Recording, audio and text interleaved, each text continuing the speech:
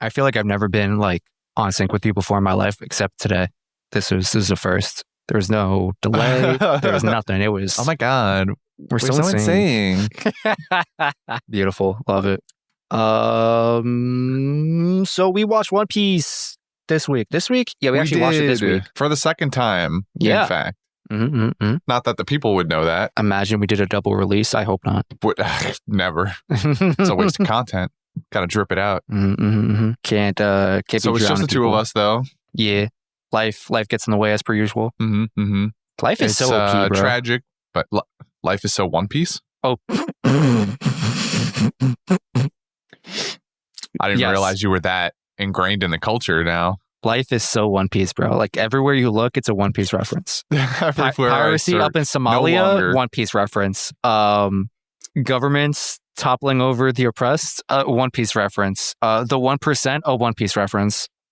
It's all connected, man. You know, it used to be that everything was a JoJo reference. Yeah, and despite the author being probably a vampire, as many of us suspect, you know, the world has just shifted. In reality, I think JoJo's Bizarre Adventure might be a One Piece reference. Whoa. So anyway, you want to read the summary? Yeah, I'm going to go home and I'm going to marinate on that. Okay, so I read it a little bit, but I read it in your voice because you wrote it. One, it's really good. Very well written. So, like, I'll read it if you want me to, but just know, like last time, I'm going to mess this up for you. Oh, that's the charm. All right. And also gives me a reason to hate more. You don't have enough hate. You're stocking it up. I'm trying. All right, here we go. This week on Run P... Wait, what do you mean we're done running? Luffy's already at the boss room? I thought this was supposed to happen for like another 3 weeks. Who came up with this joke? Run P has barely lasted a month. I was ready to dig in for at least the next 3 at minimum. Ugh. All right. Well, I guess that's that then. We'll just move on to the actual plot now. Rebecca has a run-in with her old pal Diamante and quickly gets overwhelmed. But before he can put the final blow on her, Kyros flies in for the save, having climbed up Barto's massive bearer staircase as fast as his little leg could carry him. Luffy and Law are not so far behind, however, and the handoff of Law's key is finally made, freeing them up to go straight to the boss room. On the way there, though, they run into a poor, helpless girl who just doesn't want to be left alone in this big old scary place. She offers the pair some of her grapes, but as soon as she goes to adorably hand the fruit over, she suddenly screams and passes out. Without asking even a single question about what just happened, the boys take the Gum Gum Express right to Doflamingo's throne room and prepare themselves for battle. We're finally back to One Piece, baby! Woo! One Piece! Woo! Plot progression! Woo! Let's go, baby! No more filler-ish bullshit. Okay, so there's 2 things I want to point out. Maybe. Okay. One, you know, to us, as content creators going retroactively through the show, who watch 3 episodes a week, give or take, it wasn't that long. It didn't feel that long, right? But imagine you're any one of the people back in 2015, 2016 that were watching this shit week to week. Imagine months. Awful. At least awful. 3 months going from, I think, probably like the where did this plot even start? The Colosseum? Yeah, let's say it starts at the Colosseum. Imagine taking 3 months from the Colosseum to run up to Dofi's throne room. Yeah. Which is why I think we're having a generally better experience than the average viewer, I think, potentially. Oh, 100%. It's realistically, I think, been 12 to 15 episodes since Run Piece kicked off. So again, like you said, for us, really not a huge deal because we get through that in, you know, a couple of weeks worth of recordings. But for the poor people back then who are watching week to week, that's a third of their year gone, dedicated to mostly nonsense. And to think this is what spawned One Piece. Yeah, allegedly. Like maybe there's more filler ish nonsense to be had, stretching of the timeline. Nothing I can remember. I don't know. I think we got through. I don't blame them. I blame them. They know what they did. But also, the second thing I wanted to point out, you wrote here about Kuros's little leg. Bro, there is nothing little about that leg. That is some meat on a bone type of like dinosaur meat, all right? That dude built. He beefy. USDA grade A, all right? Oh, I mean, yeah, he has to be because if he's using his one leg to balance on, obviously he needs to have very well-centered, well-built tree trunk for a leg in order to be able to do that. It's also astounding that, most of the time in anime, when a swordsman especially, or any martial artist really gets a limb cut off, a leg or an arm, there's like an intense training arc where they have to relearn essentially how to fight because their center of balance is off, or techniques need to change. Now, not Kyros. Kyros just takes it on the chin and goes, all right, I'm fine. This is fine. I'm the one-legged swordsman now. It's no big deal. I'm still good. I still fall. No problem whatsoever. No training arc needed. Skip that bullshit. Go right to still being overpowered as a swordsman. Maybe not overpowered, but still being strong as a swordsman. I just thought it was funny. God, his quads, man, his quads. One day that'll be me. Honestly, Sam, if I have defined calves, surely by like some rule I'm going to make up in my head, I'll eventually get clearly defined quads too, right? Like you're just working your way up little by little. Sure, absolutely. All right. So where do we want to start? Where do you want to start? Anything piquing out your interests? I mean, there's not too many events that we go through. There's really like two to three. I think three. There's like three major scenes that we go through over the course of 3 episodes. So, I mean, I suppose we just start with the sunflower field because that's kind of where a majority of the first and second episode happen. Where Rebecca finally gets up there, lands with the help of the flying beetle squad, the Cub squad, and immediately parts ways with Leo because Leo is going to go look for Princess Mancherie, which, by the way, I think last time we kind of failed to potentially hit on something between the relationship of Leo and Princess Mancherie, which is that Leo like might be her brother. Oh, why'd you pick that sign up? I missed that entirely. Well, there's the scene towards the end of one of the episodes where we finally get a look at her as she's trapped in the little cubby hole, the little Tontada cubby hole in the back of the chapel. And she's crying, but then she mutters Leo's name, or she might even say like, please help me, Leo, or something to that effect. I forget exactly now, but she mentions him by name. So maybe they're just like good friends. Leo is already shown himself to be one of the foremost Tontadas. I don't know if you want to call him a commander or not. I guess that really fell on Kyros, but in terms of leadership roles in the Tontadas, Leo is high up. So maybe that's just her hoping that her favorite Tontada friend will come and save her, but I'm going to go on a limb and say that Leo's actually her brother instead. Well, all right. If I could make a comment one way or the other, I won't. So that's totally fine. I just wanted to put it out there. So either good headcanon and or good observation. We'll figure that out. So yeah, Leo fucks off, and we'll see him in like 3 weeks probably. Probably. I do have a question for you. Okay. It probably would have been more topical to bring it up last week, but with Mancherie being held captive, and I'm pretty sure Viola mentioned somewhat offhandedly that we don't need to worry about anything bad happening to her because Doflamingo values her so much. And so I'm curious if you have any thoughts about that. Like, what could her value be? Like, surely, like, let's assume she has, like, a special skill or something like that, right? Like, maybe she has knowledge or whatever the case is, right? Something that he finds valuable. If she didn't, he could have killed her, and the Tontadas in the Smile Factory would have been none the wiser, correct? Like, they could have just kept lying, and, like, her being alive or not wouldn't truly have had any impact on their, like, operation, right? Is that a fair assessment to make? Absolutely.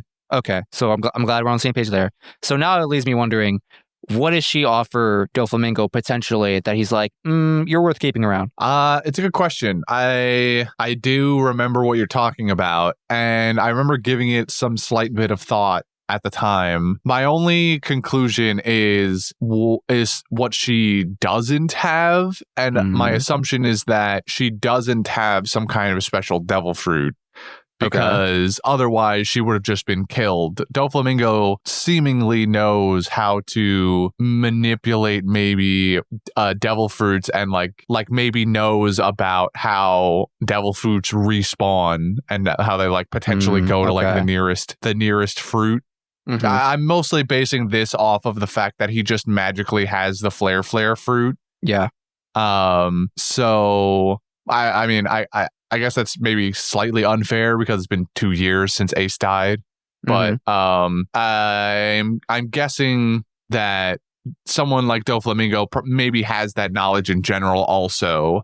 So my guess is that it's not a devil fruit. It's got something to do with maybe some Tontada specific power that, I don't know, maybe is passed down through the royal bloodline. Ooh, okay.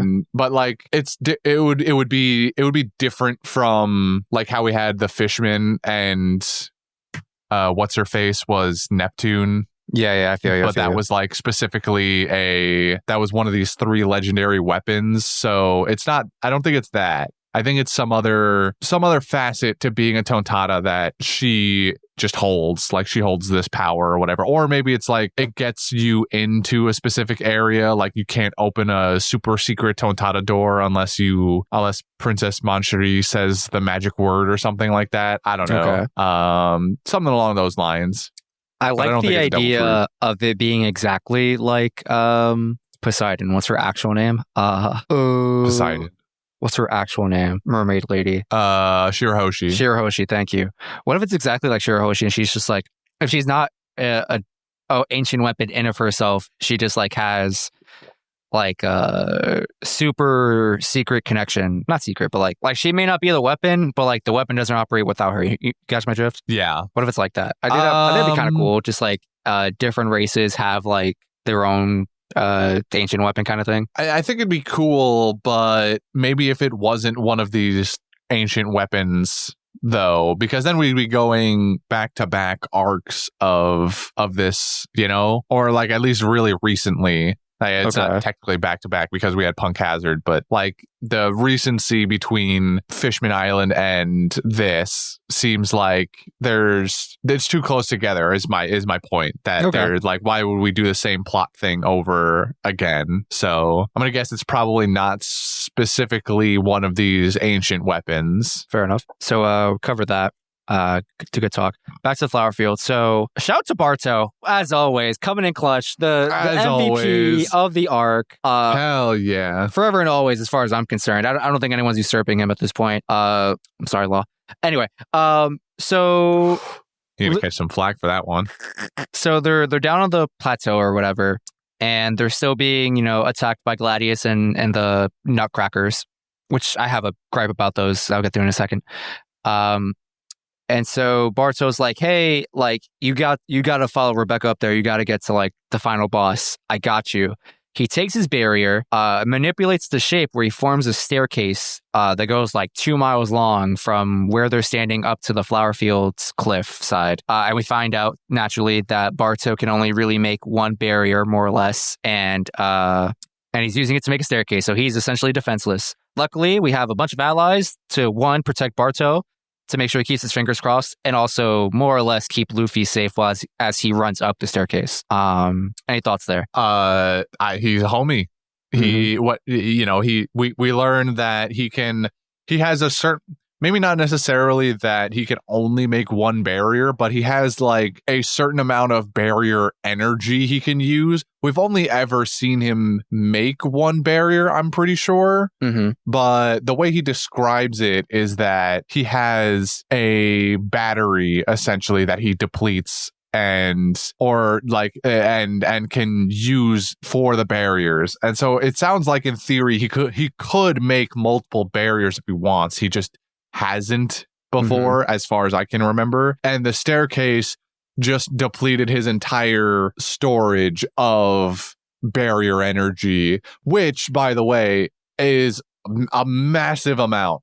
If he can truly make multiple barriers and that's his limit, like the staircase is all of his energy, he can make so many barriers. He can make one giant dome and no one would ever be able to touch him ever. He could just walk around forever untouchable unless somebody comes from underground or something.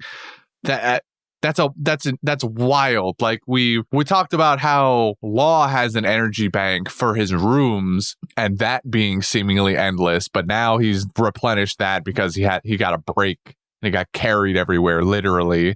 So he has his energy stores back, but Bartos is massive also. Like that's an insane amount of barrier energy that he just has that he can use. So I do appreciate being given finally like a little bit of limitation on what he can do, because otherwise it's just been him throwing up barriers willy-nilly no matter what's happening, because he just seemingly had an infinite storage of barrier. So now having a little bit of knowledge on what exactly are his limitations is kind of nice. I just love how committed he is despite not having a barrier, where he literally just eats a bunch of shrapnel from Gladius, like just straight to the chest.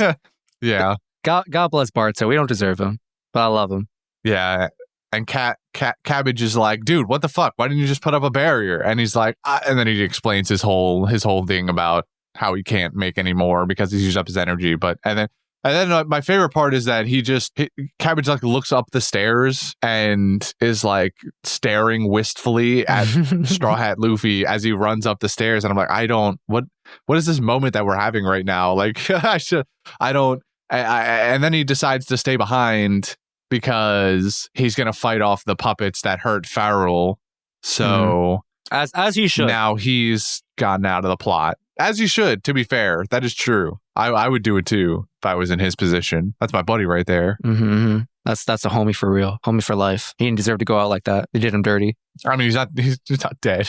I don't know, man. Fine. Ultimately, he's fine. He got big chomped. Yeah, but he's fine. Did you see what happened to Moosey earlier? Like a couple weeks ago, like Moosey got shit stomped over and over again. He caught a couple bullets to the chest, but he alright though, right? That's what I'm saying. Like all Farrell got a little nibble to the dome piece, and that's it. He'll walk it off. Just a tiny nibble, just a little off the top. That's all. The barber went a little too far. It's fine. The barber sneeze, accidents happen. Yeah, now all we got to do is even it out. It'll be fine. And look, it's hair. It grows back. I'm actually supposed to get a haircut tomorrow, and I feel like I'm putting some real negative energy out in the world right now. Oh no. I might just consider doing this at cross home. your fingers and find a 4-leaf clover. I don't have grass. Where's the grass? Someone help me touch grass. And it's cold outside. Oh no, the grass is dead. All right, cool. So we have that scene. We cut back to Rebecca landing on the flower field. She's like, all right, cool, I made it. Her, Leo, and I'm pretty sure there's someone else there. I just couldn't remember who. Some other Tontada, right? Right, the little cub one, the bee one. I wish I could remember his name. My bad, Beetle dude. But Leo and his friend, they're like, hey, glad you made it to the plateau on your own safely. Cool. We're gonna go save our princess. You stay easy. So they run off. And Rebecca's just kind of like chilling. She's like, all right, I'm here. I did my part. I just got to wait for the others. And then you just see Diamante spawning out of the bushes like the camper he is. Which I think the visual aesthetic of these sunflower fields are like pretty tall compared to like a human size. And Diamante is just towering over them. And I'm just here like, I don't know what it was, but something about that was really funny to me. And so he literally rises up from the earth. And he's like, hey, long time no see, Rebecca. How you doing? I'm gonna kill you now. And so we get some like real psychological horror going down as he chases her down, hits her with his sword on her back. He gets her basically in a corner. And he's like, all right, you ready for the final blow? Wait, I think you would prefer a gun so you can go out just like your mom. Savage line, by the way. Massive, plus 20 psychological damage. When she looked at him, I think from my perspective, it looked like she just learned that. She's like, wait, that's how my mom died? And I'm like, oh no. Double damage. Actually. And then thankfully, Kyros comes in with the quick save with the utmost discrimination toward Diamante, as he should. And so he's holding him back. I can't wait. I cannot wait to see Kyros absolutely shit stomp Diamante. Is he though? You know what? Honestly, there's a strong possibility Kyros goes down here, which will make me upset. But I'm hoping in the in-between, I just get some type of satisfaction. I don't know, man. I mean, Kyros is seemingly putting up a good fight and has pushed back Diamante a couple times, but Diamante is also not utilizing his devil fruit whatsoever right now, outside of the 2 times he uses it on his sword. So, but to fight Kuro specifically, he has not used it yet. So once Diamante decides he's going to get serious and like actually begin using some techniques, then I don't know how Kuros does here. Maybe we get some kind of father-daughter tag team on Diamante action, but I don't know. Even that feels weak to me because I don't know what Rebecca does. Rebecca doesn't do anything. Rebecca feels like a human shield at best, and at that point, she's getting in the way. You know what I mean? She's kind of useless in this fight a little bit. So she admitted it. She's like, yeah, I'm no match for this guy. I gotta run and stall. Yeah, she's like, I gotta. She drops the key at one point, and she looks at it and remembers that this is mainly her purpose here, and not fighting Diamante, despite the fact that she wants to try and give him a round or two. Not happening, so she starts running away. Diamante gets pissed. That's when she gets pinned down finally. It's fine. This is unfortunately was always going to be Rebecca's fate since the beginning of the arc. Like there was no way she was ever going to end up being a serious fighting contender, especially with the way she fights and was taught to fight. So I hear a little bit of disdain in that voice of yours, Christian. I hear the Kirby main hater in the back. I'm still getting flashbacks from the Coliseum arc. I don't want to relive those days, but I mean, she has a really large edge to guard. Like if that guy falls off of that, like he's done for her. That's all I'm saying. Well, the problem is that the platform is so huge. Like to lead him over there would take a lot of work. I guess maybe that's how maybe that's how they do it. Kuros lures him over to the edge, and then Rebecca pulls one move. Oh god, that would piss me off so much. I'm not gonna lie to you. I am free angry about this, and it's I don't even know if it's gonna happen. Just imagining that scene is beginning to make my blood boil. I'm so upset. This is the worst timeline, and it hasn't even happened. Oh, that's great. It better not happen. That better not happen. Oh, fuck me. I'm gonna be thinking about that for the next 2 weeks until that fight is finally resolved. So yeah, while Kuros is holding off Diamante, Luffy and Law run up the staircase. They grab the key from Rebecca. They have this kind of cool scene. I mean, is it cool? It was kind of cool. So Luffy grabs the key from Rebecca, but then him and Law get eaten by the toy soldier, and we're supposed to get this super tense, dramatic moment of oh no, they got eaten. It's over. It's too late. And meanwhile, you're just there all right, come on, guys, we're stalling at this point. We don't need a pad for this kind of time. And so the shackles fall off of Law. He uses his room, slices this toy soldier up real good, and we'll just watch it fall off the cliffside. And so Diamante tries to intervene. Law says, "Room, get the fuck out of my face." And all this is utter nonsense, by the way. Is it? Beside nix the fact that they get swallowed by the tin soldier. What realistically happens there? They're in its mouth. They get swallowed. Now they're just sitting in a giant tin can. Nothing happens to them in reality there. The only way something actually happens to them is if the tin can starts chewing, but they're all already fully in its mouth. There's no damage to be done there. So that already is whatever, who cares? You're supposed to view this scene from Rebecca's perspective. Yeah. But that doesn't matter. We know they're fine. Secondly, the fact that we get Law's cuffs off here is even more bullshit because of the struggle that we had back in the palace when we first saved Law.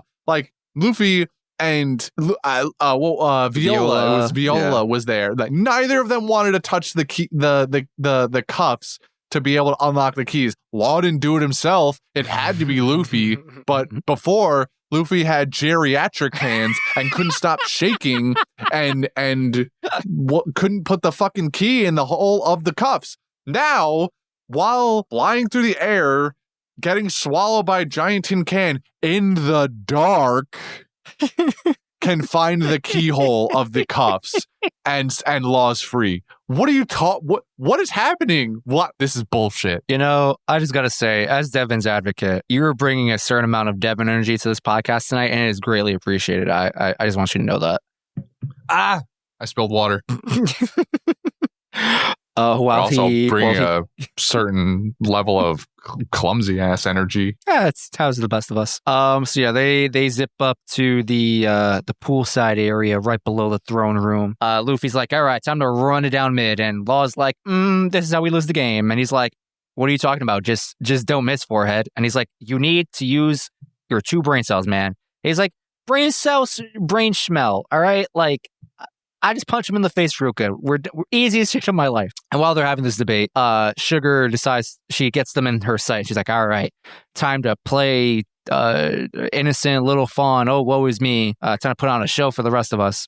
And while that's happening, because she plans to just turn them into toys, right? Kind of just GG from there. And also we learned that Law doesn't know who Sugar is. I guess he left the crew before she came on board and all that, yada, yada, yada. It has been like a number of years, right? It has. I forget the exact timeline, but I was a little surprised by this. I guess I shouldn't be considering, granted, Law didn't show up in the scene where we get that flashback of Doflamingo attacking Dressrosa initially. But I was still kind of surprised by it for one reason or another. Anyway, so while that's happening, we cut back to the plateau across the way where we got Usopp, Kanjuro, Kinemon, and all the other goons. And Usopp is collaborating with Kanjuro here. He's like, hey, I need you to make me something. And we don't know what it is yet, but he finishes it up and Usopp makes it super special. My favorite is in 695, there's a flashback of like a couple of different scenes, and one of them is Usopp like over Kanjuro's shoulder. And my first thought was, is Usopp giving Kanjuro painting lessons, like just to make him a better painter? Because Usopp has shown to be like pretty adept, at least at that. So my first thought was, is that what's happening here? Because that would be hilarious. Like, we're just taking an art lesson break real quick, and we're literally just like the people are climbing up Kanjuro's ladder, and we're just taking an art break, lesson break. I mean, but it turns out it's this other thing. To be fair, that wouldn't be the most like egregious thing in terms of like it being a not a one-time thing, but like what's what I'm looking for, like an isolated moment. Because if I think I have the same scene in my mind, we get a montage of like what's happening across the land with everybody, right? And we cut to Frankie versus Senior Pink again, and they're just b-boy dance battling for some reason. They're both doing head spins or whatever the proper term is here. Yeah, and it's so funny. I love it. I don't know what's happening in there, and I don't care. I want more of it. Yeah, oh my God. I don't care if we keep cutting back to them and they're just having nonsensical fights like a dance battle or like a rap battle, or they're playing rock paper scissors. That would be great. Like, if we just get more of that, that would be awesome. Absolutely. So yeah, Usopp finishes his special ammunition called Bagworm or whatever. This is some big meaty rocket of some sort, some anti-tank munition. And so he goes to line up his shot with the help of Viola. She's using her clairvoyance. Also, she just has like a naturally good aptitude for like measurements. She's like, yeah, Sugar's about like 2 meters away from the guy. She's closing in. She's standing in front of this window. It has 6 bars horizontal, 1 vertical. The window panes are about 40 by 50 centimeters. And I'm like, wow, this is amazing. Is this part of the power? You just get like a ruler in your like mind when you look at everything. Yeah. And so Usopp with his new goggles, which I don't like. I really like his old ones. I'm not a fan of the red tint. Also lack of scope apparatus, I guess. I don't know. I guess like a crosshair in there. Apparently it's built in now. Yeah, I don't know. I wasn't feeling it. But anyway, Usopp goes to line up his shot and he is feeling the heat, feeling the pressure. And he's like, yo, I can't take the shot. And then he tries again because Viola's like, hey, man, you really got to do this. We got to focus up, even though she needs to focus up more. But anyway, the broom patrol, as I call them, is climbing up the platform. They're like inches away from like, capturing them. And this is a really cool scene, by the way, in my mind. So Usopp has this dream sequence. We don't know about it until it breaks, but he has this dream sequence where he tries to take the shot and he misses. And then you just see Sugar touched Luffy, turned him into a toy, and you just think the worst has happened. I don't know about anybody else, but like I got immersed in that scene. Like I really thought that scene happened. I'm like, oh my, I don't remember this. Oh my gosh, she actually like she got Luffy, and now like I'm sitting there wondering, he's like, what's Usopp gonna do? Like he doesn't remember Luffy now. Like, does this matter? Does he like suddenly not remember why he's even like taking the shot? Like what happens? And then it's a whole dream sequence in his mind, and I'm like, whew, that could have been bad. And so he buckles up. He goes to try and take the shot for real this time with Viola's help. But also, we get an interesting moment inside Usopp's mind where he suddenly is able to sense the aura of Law, Luffy, and Sugar despite the, like, you know, miles of distance. And so I'm curious if you have any thoughts about what happened there. It just seems like he's unlocked observation hockey. To me. I agree. I think that is pretty plain. If it's anything else, then it's some other magic bullshit we haven't been introduced to yet. Maybe the Usopp family line just has this ability and we are just becoming privy to it. But it seems pretty clear that he's unlocked observation hockey from this high stress situation that he's found himself in. I agree. Do you have, like, I assume you like this, obviously, but are you, like, excited about it? Or is it more just like, you know what? Yeah, he probably should have this. You know, he's a sniper. I mean, I'm excited at a base level because it makes Usopp's character at least a little more interesting rather than just being a normal guy who with a slingshot that can go big mode. Now he at least has, and to this point, he's really only trained up his bag of tricks, and with all the plants and the things that he's gathered over time to be able to use as ammunition. And in a similar way, it was also the idea that he's trained his physical body at least a little bit to sort of withstand damage or be a little bit stronger physically. But now he has this other facet of himself with the observation hockey that he could potentially train up and make himself even more useful, which I can appreciate. I can always appreciate having a power up that makes sense and fits the character well. So I am tentatively excited to see in what direction this takes Usopp's character, or power level wise, maybe.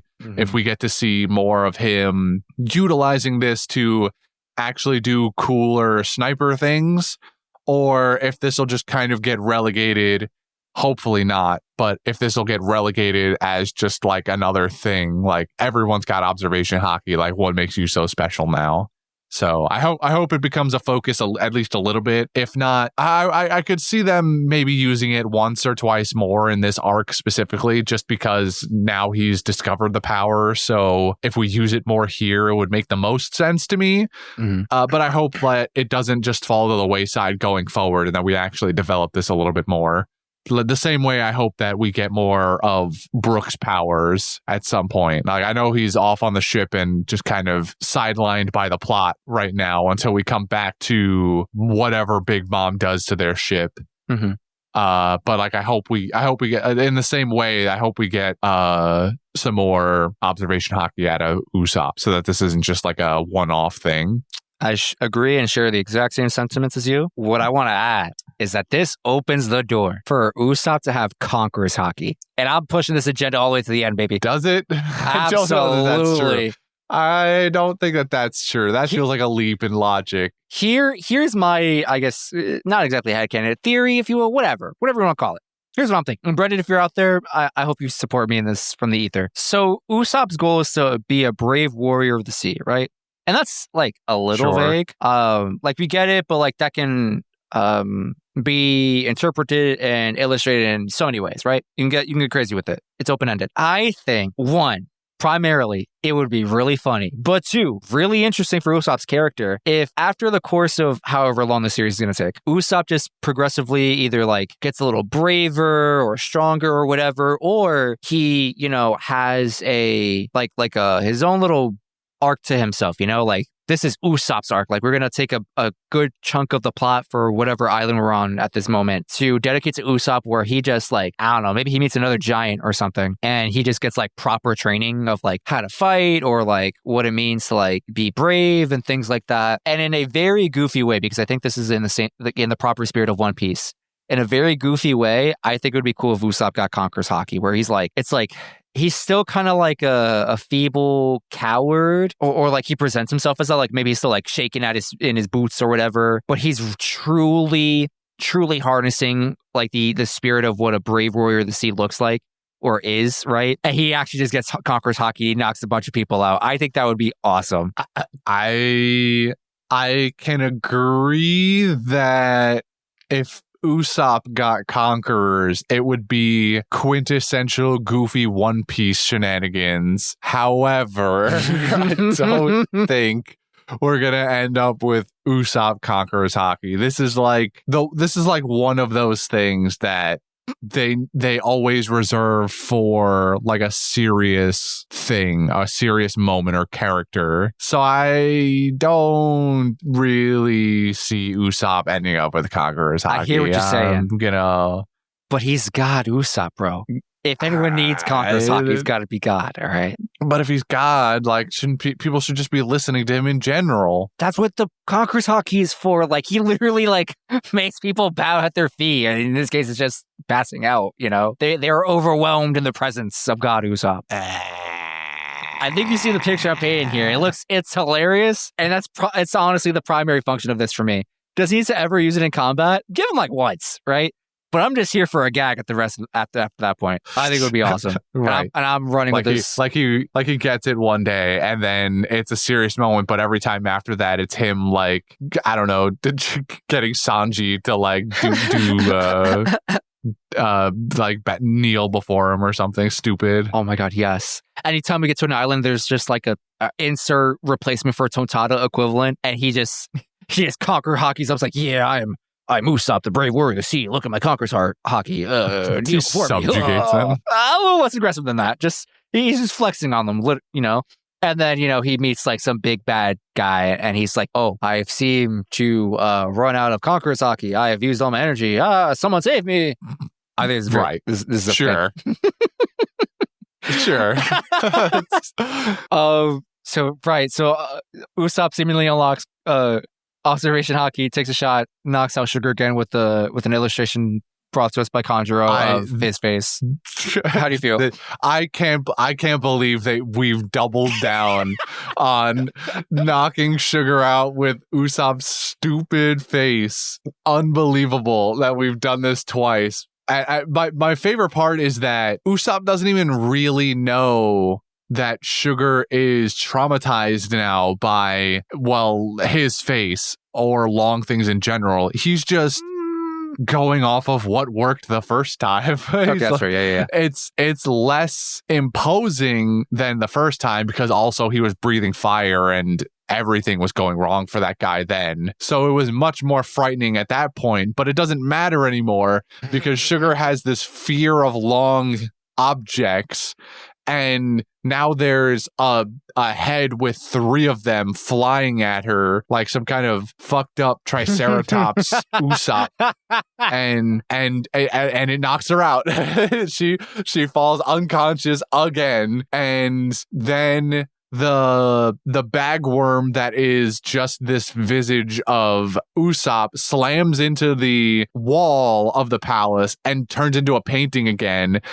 And Law and Luffy don't see a damn thing. The Usopp visage flies by. Sugar falls to the ground screaming and passes out. And all of those guards come over and start screaming, Sugar, oh my god, she's fallen unconscious again. And Law and Luffy just look at each other and shrug. And then Luffy launches them up. I like that. So my only question is, like, does Law not only didn't know about Sugar or what Sugar looked like, but does he not know that Sugar exists at all? That's what it seems like. Like this is just a little random little girl to him. He's just like, get away from me, child. Yeah, and the name Sugar means nothing to him. He has no idea that this is an executive. That is the part that like blows me out of the water. I'm like, okay, you not meeting her understandable, right? She could have come in after you left, but you don't even recognize the name. Like, you didn't hear about her. Like, after all of the snail chat calls of like, Sugar's got this OP power. We gotta stop Sugar. We got Sugar this, Sugar that. You didn't hear any of that, man? Like, not even a single time ever? It's either he's really not privy to this information, or in this moment where she's already dealt with, he was like, whatever, like, it's not a problem anymore. He just doesn't comment on it. So I'm only left to believe that Law didn't know Sugar in any capacity whatsoever. Obviously, Luffy doesn't. He's an idiot and hasn't really even spoken to anybody in particular that knew Sugar. So Luffy's not going to know. It was just a little surprising that he didn't even. There wasn't even a moment where Law goes a little wide-eyed and it's like, oh, fuck, that was Sugar? That could have been really bad. And then they leave. Nope, don't get it. They just scoot right on out of there up to where Doflamingo was sitting. And so that was like, that took me a step back, and I was like, oh, okay, I guess he just had no clue whatsoever. Very jarring, but it happened apparently. Very, very weird, very odd. But yeah, from there they just, as you wrote, Gum Gum Express up into the throne room, and they're ready for the final battle. It's a pretty cool scene, I think. Just the face off and Doflamingo being like, before we get things started, what are you two here for again? And they're like, we're going to kick your ass. He's like, how disappointing. And what I want to ask is, did you notice anything like that stood out to you in that scene before I bring it up? You mean what's his face's body just lying in front of Doflamingo? Bellamy is just under Doflamingo's foot at his seat. I didn't see specifically if Doflamingo was like resting his foot on him, but I did see that Bellamy's body was just, Bellamy's body is lying face down at the foot of Doflamingo's throne. So yeah, I did see that. I imagine, I don't know. I want to say that Bellamy is unconscious there, and then this is gonna piss Lucy. I almost said Lucy. This is gonna piss Luffy off and going to cause him to totally disregard Law's advice of like, think before you act. But at the same time, I have this worry in the back of my head that, because we talked about this a couple weeks ago when Bellamy first makes his way to Doflamingo, I'm really, really worried that Bellamy might still fight for Doflamingo, even though it's not. I think I'm weighing more in the idea still that Bellamy is over it now. But there's still that sneaking suspicion in the back of my head that's like, what if Bellamy still hasn't been beaten enough times to get this through to him?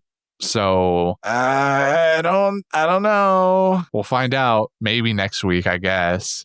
We'll find out probably next week. We're getting real close to, what did I say a couple weeks ago? Like, I'm excited for 700. I think it's like directly after 700 is the part I'm looking forward to. So that's like, what, 2-3 weeks? I think it's 2. I think I'm good at math. Oh, actually, okay, wait. Yes, that is math, because next week we'll do episode 700. I had a different thought. Go on this.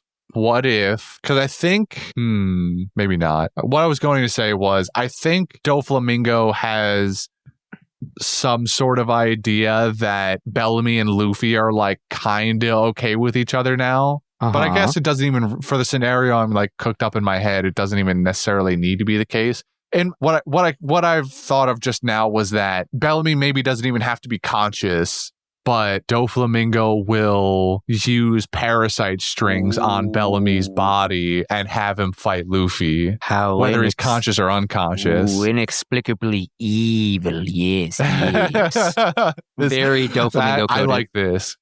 Very Doflamingo. Yeah. I guess we'll find out soon enough. Yeah. And the only other thing that really happened was we actually cut back to Sabo and the Navy for real this week. And they're just Sabo versus Isho, really. And they're continuing to throw the hands. Isho finally gets serious for some reason. He was holding back, and Sabo calls him out on it. He was like, I need people to go easy on me. And he's like, I don't discriminate. Ready to eat for everyone. And he's like, well, all right, sonny boy. And gives him the what's what. Granted, Logi is OP, so like Sabo doesn't really get hurt. But he's like, wow, this guy just like threw gravity at me in a horizontal radius. And wow. And then he just kind of like human torches his way to Isho, and they're just if kind I of was anyone else, this would have been a problem. Yeah, if I hadn't won that tournament and eaten the Dover, I might be dead. But really nothing's happening here except just really cool visuals. Just more of we saved the city as Sabo sends up a plume of fire toward the sky.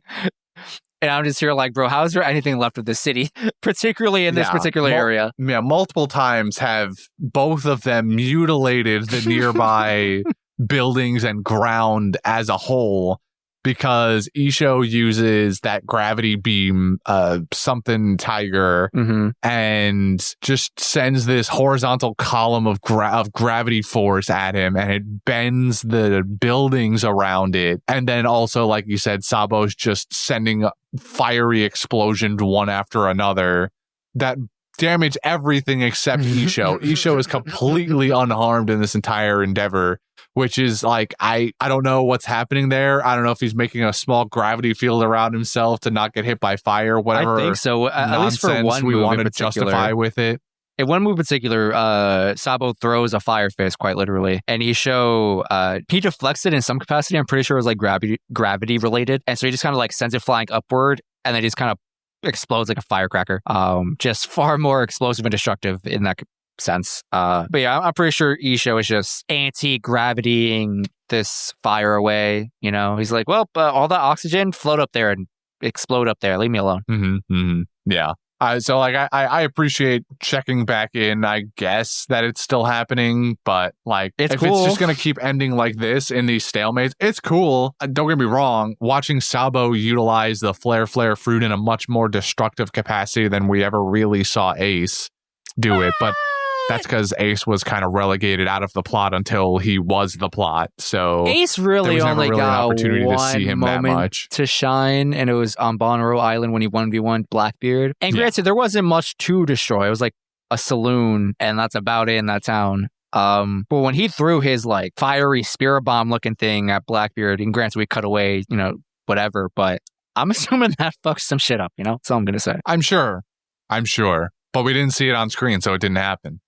Oh, we're seeing Sabo now. Yeah. And that's fine by me. Ace got disrespected. That's all I'm going to say here. Got dealt dirty. But I think we covered everything, right? Anything lingering in your mind? Not really. We do not go over a whole lot of scenes in this episode. Like I said, 3 main ones between Usopp, Doflamingo. Well, not even really Doflamingo, but the flower field, and then Luffy Law with Sugar. Those are kind of your big 3 of the episodes in terms of what happens. And so, and it kind of rolls by fairly quickly. I got through the episodes without really thinking much about it. Didn't feel like a drag. Yep. Everything was. I was actually surprised by the last episode. I feel like you really tidied everything up rather well and rather quickly in terms of like the scene with Usopp got dealt with rather quickly, a lot quicker than I remember, which is cool. And then just setting the scene of our final battle here for the most part, really well established in these 3 episodes. But with that being said, next week is 698 to episode 700. I don't fully remember the episode number we're on currently in like time of recording. I want to say we're like pretty close to 1100. But we're not so far away from from catching up to modern times, I think. If we were still at episode 1000, right? That's only like 300 episodes. Maybe that's like, I won't say more. I might be almost doing a spoil. But, that's like, considering how fast we go through these arcs and through these episodes, it's not a whole lot. You know what I mean? We're doing pretty good. Yeah, pacing. I mean, we've got, if the show were to halt right now, we'd still have like 2.5 years worth of episodes to go through. So, because 400 episodes and we get through 3 a week. So, or 3 recording at least, it still leaves like 100 recordings. So yeah, it's like 2 years and change. I just think it's funny that there's still plenty of content. I think it's funny that we're kind of sort of mimicking the manga anime relationship. We're catching up. Eventually, we're gonna have to actually make filler of our own content. There's gonna be some days. It will be some wild days. That's a future us problem, though. Absolutely, that's a problem for when I'm 30, I think. But yeah, those are the episodes. Scary. Any quotes from you this week? I have 2 quotes, I think. Yes, 2 quotes. So in 695, we get a brief scene of right after Barto jumps in front of the exploding things that are shot at him or shot at Luffy by Gladius. Mm-hmm. There's a scene of Barto fanboying and being like, I would die for Luffy. And then the quote I actually have written down was from Robin, who makes it a little bit more serious. And she goes, I know how you feel, Rooster Coon. Our captain is worth risking even our lives. And then a short while later, she says, Luffy is always the trump card that leads us to victory. Very meta commentary. And meta. Yeah, she's like, she's not breaking the fourth wall, but it's like, yo, Luffy's the win con, always. Oh, well, I mean, yeah. I think they all recognize this. I don't think this has to be a meta thing. I think everybody kind of recognizes that the formula is Luffy goes and fights the big bad guy, and we fight the peons beneath them. I don't know, man. It feels a little self-aware. Maybe that's just me. Robin's got outside knowledge of the anime. I thought you sniped me, actually. You are in very close proximity of my quote. Oh. Luckily my next one is nowhere near that. So when we're on the Sunflower Plateau, Luffy takes a second to thank Rebecca for persevering and getting them the key. And then Rebecca calls after him because she's still referring to him as Lucy. Mm-hmm. And she asks him, I think, if he's going to beat Doflamingo. And Luffy responds with, I'm not Lucy. My name is Luffy, the man who will become the king of the pirates. Mm-hmm. So don't worry. And I wrote that down. Not only is it just like a nice moment because Rebecca has been looking up to him in general this entire time, but he gets to say the line for the first time in a little while. You know, like I feel like it's been a minute since Luffy has given the king of the pirates line. So I was a little. I just wanted to call attention to it. I was a little, I guess, like let down by him not saying his full name. I was like, all right, yeah, your name's Luffy, but like you're always Monkey D. Luffy, future king of the pirates. You know what I mean? It's like its whole like thing. I don't know. It felt like it's kind of out of character in a really weird way. Felt like you got shortchanged. Yeah, like somehow they ran out of like an extra $2 of budget to add those 3 words. Well, that's no just more me monkey. Nitpicking. We ran out of monkey budget at this time. No, we ran out of monkey budget. Oh, that's good. All right, yeah, that's all my quotes. Gotcha. So my first quote, though, is very close proximity to what you said. It's during this whole scene of Barto, risking himself for Luffy's sake. And so, actually, is it before or after this? I don't remember. But at some point, Luffy says thank you to Barto. And Barto just enters a dream sequence where he sees like the gates of heaven or something. He's crying. And he says... he tells him, like, I should be thanking you for being born. And I thought that was great. He's looking out over the most beautiful sunset you ever imagined. And my other quote here is, it's right around when Kyros makes a save for Rebecca. And he says the following, as a toy with no future, all I could do is teach you how to fight. Even though you're a gentle person like your mother. But it ends today. You don't have to fight anymore. And that was just really tender moment that tug on my little heartstrings here. Yeah. That's all my nice. quotes. Moving on to Golden Ham. This is I think we have pretty good options here this week. Just I don't know who to nail it down on. I mean, I feel like I know who to nail it down on. Who are you feeling? I'm surprised you don't, honestly. If I feel this way, I'm surprised you don't feel this way. I have a guy in my head, but who are you thinking? I'm coming in here with Usopp. I agree. I think by far, really, there's no competitor to who did the most work in this episode's than Usopp. Because the next closest option, really, I mean, I'm always open to give it to Barto. And he actually does something this episode by making the stairs that get them to the sunflower field. But otherwise, it's really it. The best meme answer I got is breakdancing Frankie, because otherwise, there's really nothing left here, I think. God, I would love to use that as our thumbnail, but I can't do Usopp dirty like this. But I know for the rest of time, I'm just gonna think about like, damn, we could have had break dancing Frankie as our thumbnail. Could have been it. But Usopp wins Golden Hand this week. Congratulations, Who my knows? boy. Maybe they'll still be breakdancing next week. Oh, I wish. I hope. A boy can dream. That's the best timeline, honestly. But yeah, we did that. Moving on to fan mail this week. We got a letter from listener Sam, and they write, have you guys ever listened to Japanese city pop music like Masayoshi Takanaka and T-Square? It's really reminiscent of early video game music and jazz fusion, and I thought y'all might be interested in it. Your recent fan mail segment about musical preferences had me wondering. Also, what are you wearing? We just did this. Did we though? We did with the anniversary. I haven't listened back to that. So like 3 weeks ago. Go on. I guess I'll start with what I'm wearing. As per usual, the stay-at-home dad look of white tank top and his boxers with some slides. Yeah.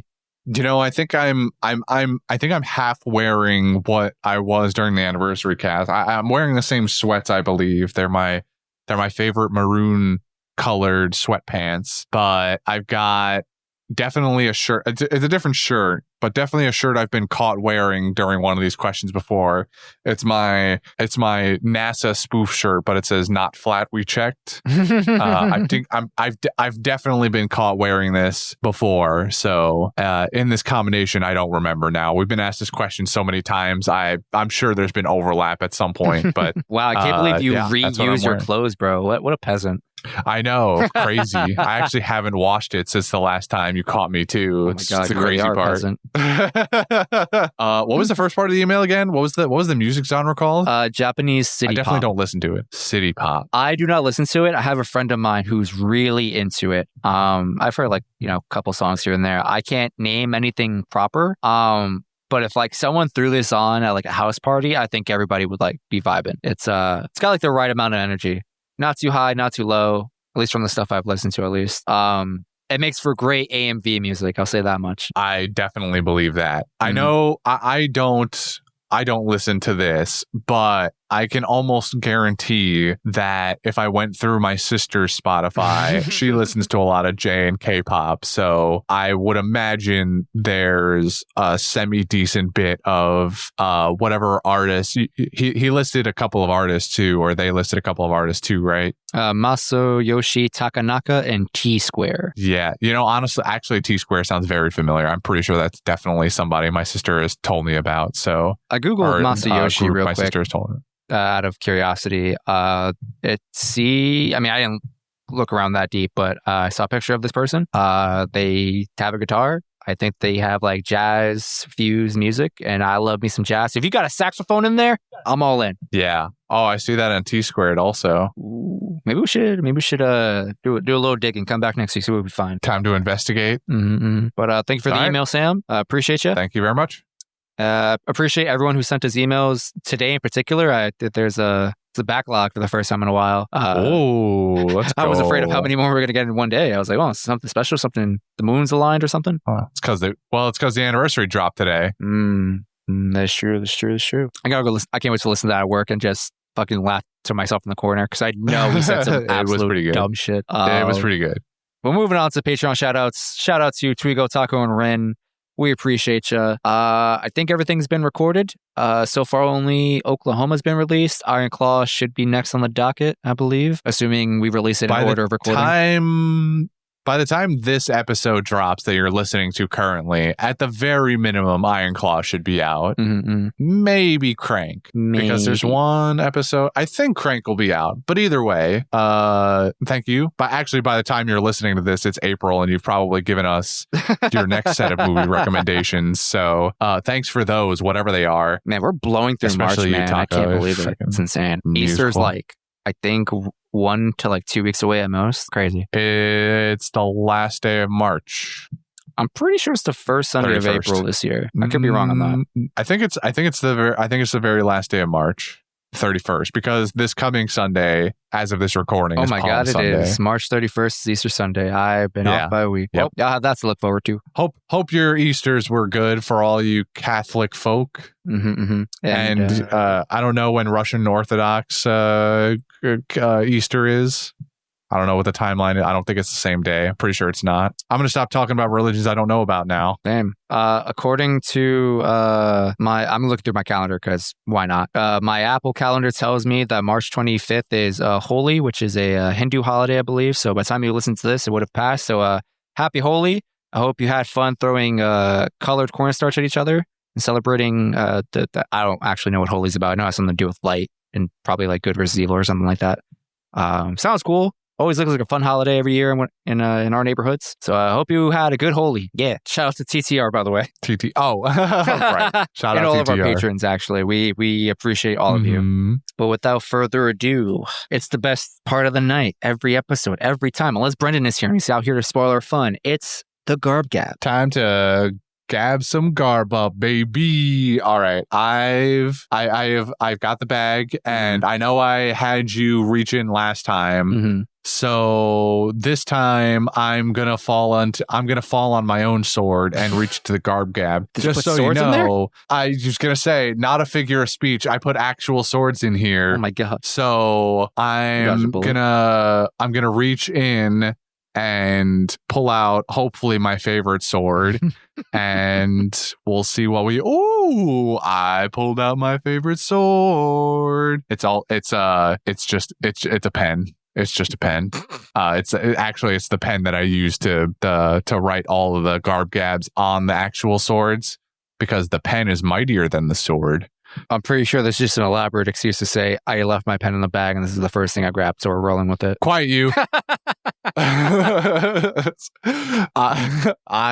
don't know what you're talking about. Anyway, this is my favorite sword, because I know that written on it is a recommendation from me. Ooh. So I'm here to tell you about, and the listeners, about a mobile game that I recently picked back up. Yes, a mobile game. Not a gacha game, though. Interesting.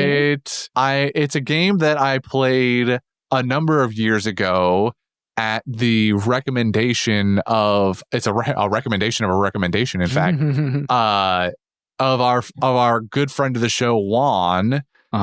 He made me privy to this because back then there was an especially emerging genre of deck building roguelikes after the release of it's killing me. What was the PC one? Slay the Spire, yes, thank you. God, I want to play that so bad. I don't know actually if Slay the Spire was the first to do this, but it was, I want to say, the most popular one, especially at the time. Mm-hmm. And so he ended up finding this mobile game called Night of the Full Moon, which is actually it's a deck building roguelike, like I said.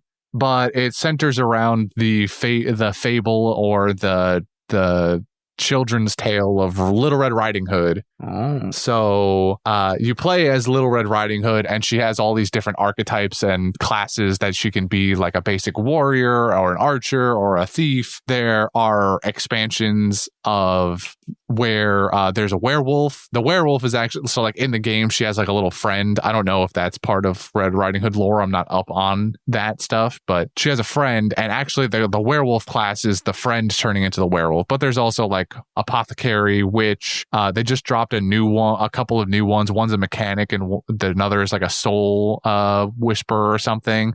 Apparently also, so the reason I'm recommending it is because Juan himself went back to the game recently and was like, dude, you got to play. There's a bunch of new cool shit. So I re-downloaded it recently and started playing a bit, and there's a bunch of new cool shit there.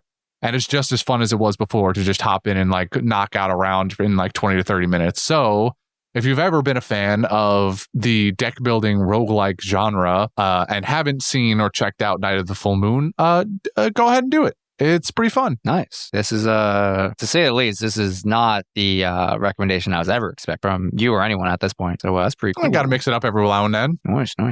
I can't wait for my recommendation.